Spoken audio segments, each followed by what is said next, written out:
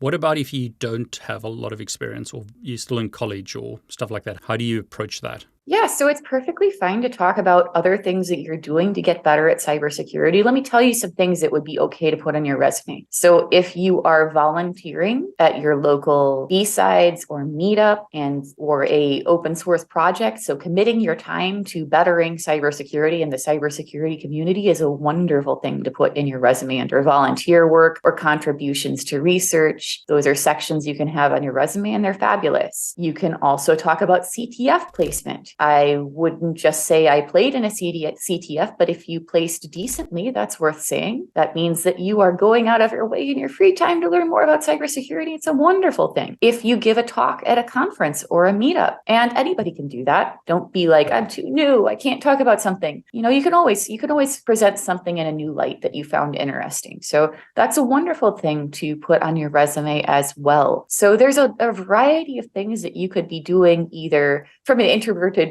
perspective, producing content online, or from a more extroverted perspective, participating in conferences, helping out with them, speaking, etc., that can make your resume grow even if you don't have a lot of work experience. What about, I think you mentioned don't use like Yahoo and AOL as two examples of, boomers like me. But if you're a young person, what about educational email addresses? Would you prefer Gmail/Proton Mail or something? Or yeah, so think again about the assumption that people make by looking at you. And again, I'm not saying that those are negative or positive. They're just things that exist. It depends on where you're applying and things too, and who the hiring people will be. A startup's going to be very different from a government contractor. It's a different audience. You should always be tailoring your resume to the job and the audience. That's really important. But in general, think about the formality of what you're conveying and what level you are conveying yourself at. So if you are in college and you're applying for an internship or your first job, that EDU email is super. If you are a graduate student who's doing academic research, that EDU is totally appropriate. Of course, that's going to be a very different resume. That'll usually be a CV in the United States. But if you have had 2 years in the field at another job and you're still using your college email, probably time to go, because that's giving people that perception that you're new, that you're a student. So again, unconscious biases. We're always fighting those. We're fighting the computer system that scans your resume and converts it to plain text and looks for keywords.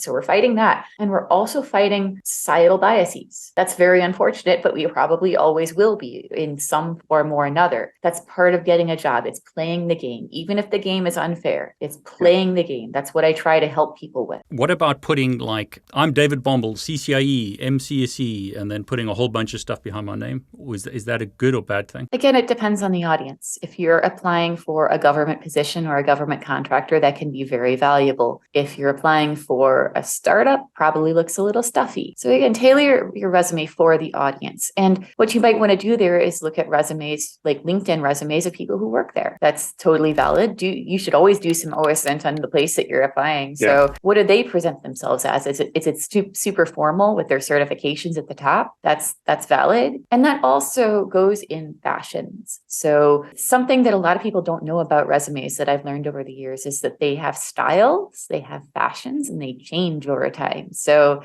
this is why you need to have somebody like me look at your resume, and you also need to have a professional editor, because they know what's changed in the styles. Like, where do you put what title do you put at the top of your resume this year? How do you format your first section of your resume, which could be a objective statement or a synopsis or keywords? That changes over time. Things go in and out of fads. So have somebody who is a professional resume editor help you make decisions about that.